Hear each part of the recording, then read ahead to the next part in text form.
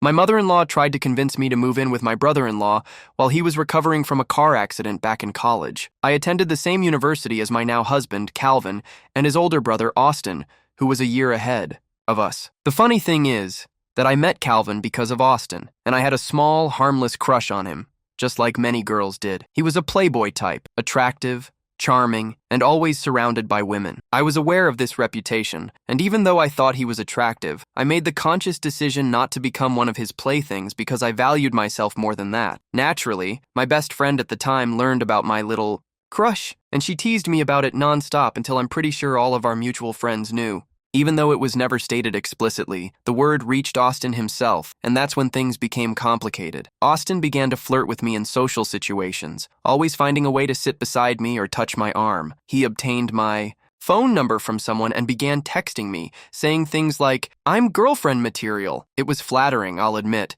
but I was also very skeptical, so I kept reminding myself. I was a fairly serious student who spent a lot of time studying in the college library, which was my haven, but Austin had a habit of saying, especially after drinking, that he wasn't ready for a serious relationship and that he wanted to enjoy his carefree moments. If he did this, it was a huge red flag, and it confirmed my doubts about his sincerity. Doubts began to appear there as well, and he would always excuse himself by saying that he needed help with an assignment or wanted to borrow a book. It was obvious that he was merely investigating how to talk to me, and he was persistent and, to be honest, a little annoying because I wasn't encouraging him. Then there were the notes he wrote me twice, in which he essentially admitted that he had feelings for me. They were fairly intense, but the confusing part came when I confronted him face to face about these notes. He would backtrack, apologize, and say that he didn't mean to upset me. I couldn't understand his constantly hot and cold behavior because I didn't have much experience with relationships at the time, so I wasn't sure what to make of him. The real kicker came on my birthday, which was roughly a week before New Year's, when Austin sent me this incredibly heartfelt message saying that I was shocked to learn that he was in love with me and that he wanted to be in a serious relationship with me. I asked him directly if he was serious because I couldn't believe it, and he confirmed that he was. He also told me that he planned to pop the question formally on New Year's Eve, which I suppose he thought would be the ideal time. When New Year's Eve arrived, I arrived at the party, and Austin was there. It was my first time meeting his brother, Calvin, and I must say that he was the exact opposite of Austin. He was sweet, a little reserved, and not the type to be the center of attention. We struck up a conversation, and it was effortless and natural. We had a genuine connection from the beginning that was difficult to describe, but it felt like I had known him for a long time. The strangest thing about Austin was that he avoided me the entire night, refused to make eye contact after that big birthday message and his alleged proposal plan. I was expecting something, but he acted as though I didn't exist. I was confused and relieved at the same time. I had intended to speak with him later to let him know that I wasn't interested anymore, but I never had the opportunity. Later that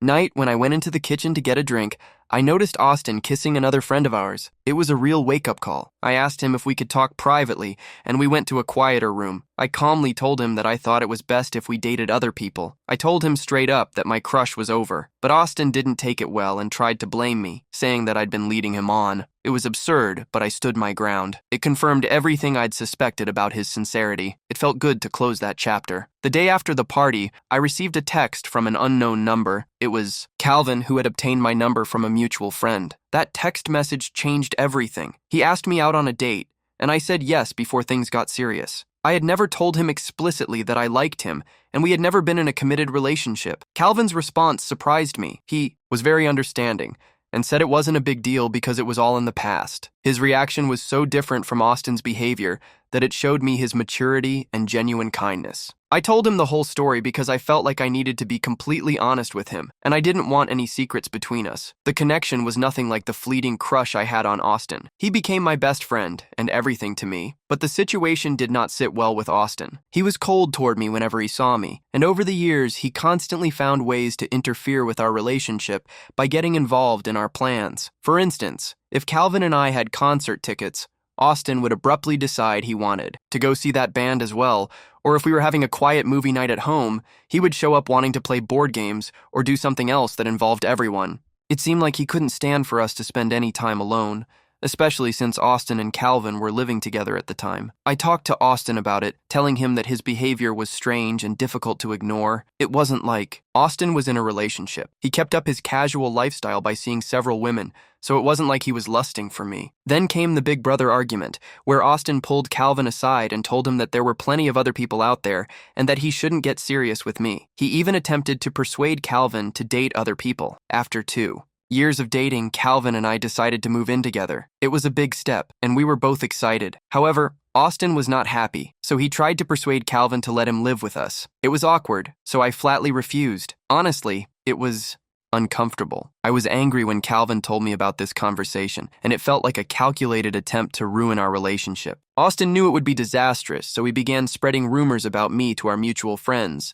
saying that I was controlling Calvin's life and putting distance between us. Calvin quickly stopped listening to that, but Austin's behavior continued to get worse. The worst incident occurred at a bowling alley when a friend complimented me on my shirt, and Austin spilled his drink, apparently on purpose. He later apologized, but not before making this extremely inappropriate remark about me not wearing modest clothing around him. It was disturbing and made me feel so uneasy that I even thought about ending our relationship at that point, to avoid Austin's persistent meddling and troubling behavior. After we had a serious talk about Austin, he finally acknowledged that his actions were strange. We decided to cut off our relationship with Austin after he finally saw it for what it was. Calvin would still see him one-on-one if he wanted to, but I stopped attending any group events where he was present. Naturally, our friends noticed the change, and after communicating returned to Austin, he sent me a lengthy apology message in which he said he was sorry. Austin, who was Calvin's best man, referred to his previous crush on me during his speech, framing it as a sacrifice he had made for his brother. I was happy for Calvin,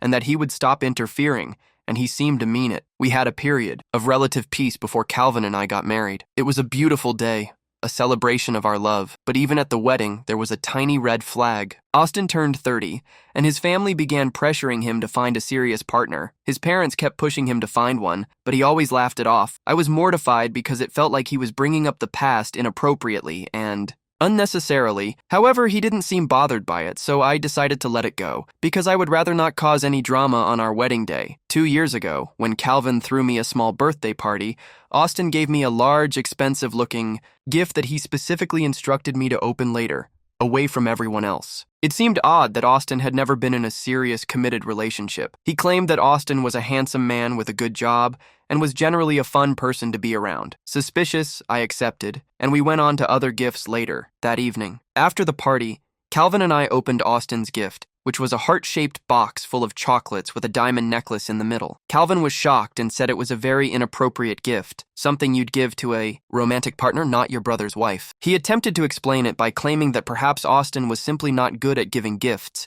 because he had never been in a relationship. I put the necklace away in a drawer in an attempt to forget about it, but I could see the worry in his eyes. About a year later, when I was organizing my drawers, I found the necklace again and was playing with it when I noticed that it opened to reveal a small folded note that read, "I love you," in Austin's handwriting. I felt physically ill. When I showed Calvin the necklace and the note that night, he was initially shocked and then became irate. We discussed what to do because we knew this could cause a significant rift in the family, but we couldn't ignore it. We called his parents, who were also shocked. His father was furious and his mother tried to defend him, but he shut it down right away, telling her that it was inappropriate. Calvin decided to confront his brother, and his father agreed. When we invited Austin to lunch the following day, we brought the note and began a gentle conversation about it. Then, Calvin simply placed the note on the table in front of Austin. I closely observed his face and noticed a brief moment of anxiety and panic before he was able to gather himself. I told Austin that I thought the note was completely inappropriate, and that I couldn't tolerate it any longer. Calvin asked him directly if he had romantic feelings for me, and he replied that it seemed like the only thing he had. Austin began laughing uneasily before launching into this lengthy explanation of his actions over the years. He claimed to have been secretly seeing a woman named Anna for the past year and to have purchased 2 similar necklaces, one for Anna and one for me, as a birthday present. He said the note was intended for Anna, and he had no idea how it ended. Up in the necklace he gave me, he denied having any romantic feelings for me at all. Calvin and I were stunned by this sudden explanation. It sounded strange, but it was also somewhat plausible. It was the kind of odd confusion that could occur. Calvin, who was still doubtful, asked him more about this. Austin provided us with information, and then he showed us pictures of himself with her. She was stunning, and Austin appeared genuinely happy in the pictures, which gave his story more legitimacy. I felt a wave of relief when Austin explained it, and the pictures made sense. We all laughed a lot about it, the tension gone, and we decided never to mention it again. It was a strange misunderstanding, but it didn't last. Austin eventually married Anna, who seemed like the right fit for him because they both loved adventure and seemed genuinely happy. He apologized profusely and sincerely for the confusion, and he promised to be more careful going forward. He had been using dating apps to communicate with several women, but it turned out that Anna was also cheating by having an affair with a coworker. They decided to get a divorce, acknowledging that they were incompatible, and Austin returned to live with his parents, where he had been for the past 2 months. He also lost his job due to depression, and following the divorce, he spent his days playing video games in his room. Calvin has attempted to help him find a new job, but it hasn't worked. Austin is always there when Calvin and I visit his parents, and he has started paying too much attention to me again. At first, I didn't notice it. I assumed it might have been just that he was depressed, but then there was this incident with a video game. Austin was teaching Calvin and me how to play one of his games when he received a crucial work call, so Calvin had to leave. Austin was sitting very close to me while he was teaching me how to use the controller. He put his hand over mine on the controller, ostensibly to guide me, but his hand remained there for much longer than necessary, making me extremely uncomfortable. I got up right away and went to find Calvin. I asked him to drive me home because I could tell something wasn't right, and I explained to him how uncomfortable Austin's handholding was. Angry, he wanted to confront Austin at that moment, but I talked him out of it. I was afraid that if we confronted him while he was living with his parents, he might be expelled, which would make things even more awkward. I was also afraid that my mother-in-law wouldn't believe me and would accuse me of causing trouble. Nevertheless, I decided that I would never let my guard down around Austin again, and that I would never be alone with him again. When I received the call from the hospital, I was terrified that I might lose Calvin because he had been in a serious car accident. His parents, mother-in-law, father-in-law, and Austin were all informed and hurried to the hospital, showing genuine concern, which I appreciated. Austin surprisingly was very supportive, checking in frequently and offering to help my parents, who were worried and flew in to be with me. Calvin began to recover, but it was a gradual process at first. At first, he could only have one visitor at a time, so I went to see him every day and read to him, played his favorite music, and did anything else to make him feel better. I was so thankful that he was still alive and fighting for his recovery. His parents also frequently visited, but there was a troubling pattern. Whenever Austin was with them, he would hug me instead of concentrating on Calvin. He often touched my cheeks and urged me to stay strong. He would say things like, "If anything were to happen to Calvin, he'd be there for me." It was so inappropriate and uncomfortable. I made a conscious effort to keep my distance from him, but it was challenging in the small space of the hospital room. His mother would also encourage it, saying repeatedly that I shouldn't be alone during one visit. Calvin's attempt to lighten the mood backfired. He made a poorly timed joke about how if something happened to him, I could always be with his brothers because they all look so alike. It hit me hard, and I just went silent. Calvin realized he had messed up right away and apologized, but I broke down. Despite his injuries, Calvin leaned forward to console me, and he was so worried that I finally told him everything. I told him I couldn't be with Austin because I didn't love him and never had feelings beyond that first impression. I confessed my long-held suspicion that Austin had never moved on from me and still harbored romantic feelings. I told him about the inappropriate behavior during the hospital visits, the unwelcome comments, and my belief that my mother-in-law was aware of Austin's feelings and was quietly supporting them. I also told him about my silly old crush. After a moment, Calvin came up with a plan, saying we needed to expose both Austin and his mother, and that we needed clear proof. He admitted that he too had long suspected Austin's feelings, but had given his brother the benefit of the doubt for far too long. It was a huge relief to finally be on the same page, and he expressed his sincere apologies. I called my mother-in-law and asked for financial assistance with the medical bills. The idea was that if she truly cared about both of her sons equally, she would offer to help without hesitation. However, if she hesitated or added strange conditions, it would strongly suggest that she was aware of something deeper. I agreed to the plan, and the next day, when I met her in the hospital cafeteria, I began by sharing how worried I was and how expensive the medical bills were. Then she made an unexpected suggestion. She said I should move in with her and her husband, and Austin, until Calvin fully recovered. She said I shouldn't be alone in an empty house during such a vulnerable time, and added, crucially, that Austin was lonely and missed his brother. I felt a moment of relief when she unexpectedly and unconditionally offered to pay the bills. But the implications of her words were uncomfortable. She wasn't just offering help, she was suggesting a setup where I'd be around Austin constantly. She seemed unaware of how inappropriate her suggestion was, and went on about how Austin and I could work on our friendship and how we had similarities. I felt sick to my stomach. I stood up and thanked her for her honesty, then told her I had been recording the entire conversation on my phone. When I revealed that her plan had been exposed, her face turned pale, and she began to panic and backtrack. I confronted her, saying that I believed she knew about Austin's feelings and was encouraging them. She tried to reassure me by saying that falling in love isn't a crime. She claimed she knew when her sons were in love and even said that Austin deserved me because he loved me first. It was an entitled thing to say. I told her I'd inform her husband and asked that Austin leave. I walked away, refusing to engage any further. I was heartbroken and disgusted, and although I had the necessary proof, I was nervous about telling Calvin. I just wanted to give you all an update. Hey Reddit, thank you for all your support and comments. Reading your perspectives while I'm in the hospital with Calvin has given me strength. Once he's home and safe, I'll follow his lead on what to do next, but I will be fully honest with him. A few people suggested things in the comments that I want to address. I want to make it clear that I never encouraged Austin's feelings. My college crush on him was brief and innocent. When I realized he wasn't my type and was playing games, I politely told him I wasn't interested. Yes, I fell in love with his brother, which isn't ideal, but it happened, and I'm not responsible for the feelings others develop.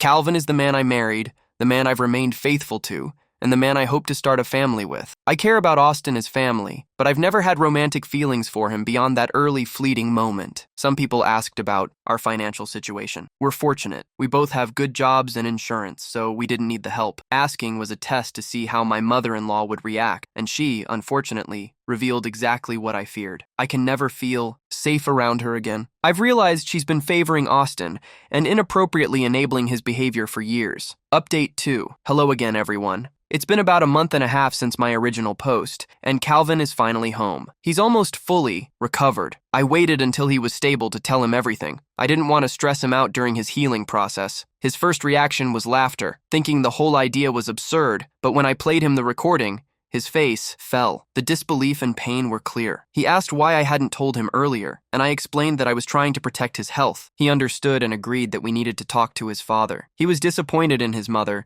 and deeply hurt by Austin's actions. Honestly, I was nervous. This whole situation was so emotionally intense. But when Calvin spoke with his dad, his father immediately apologized to me, saying he considered me his daughter and that I should never have been afraid to talk to him. After the call, Calvin's dad confronted Austin, who had been avoiding everyone. He's a tall, authoritative man, an Army veteran, and he asked Austin to leave the house. He was disappointed and said Austin's actions were unacceptable. My father-in-law was supportive and promised that Austin would not bother me again. As expected, my mother-in-law tried to defend Austin, but my father-in-law strongly criticized her plan and told her she had let Austin down by encouraging behavior that crossed boundaries. He even told her that she needed to leave the house. With Austin, since then, both she and Austin have sent me messages, blaming me for the fallout. My father-in-law has given his wife an ultimatum. She must attend therapy to reflect on why she encouraged such behavior before he even considers letting her back home. As of now, she and Austin are staying at a motel. The news has spread through the extended family. Many are shocked,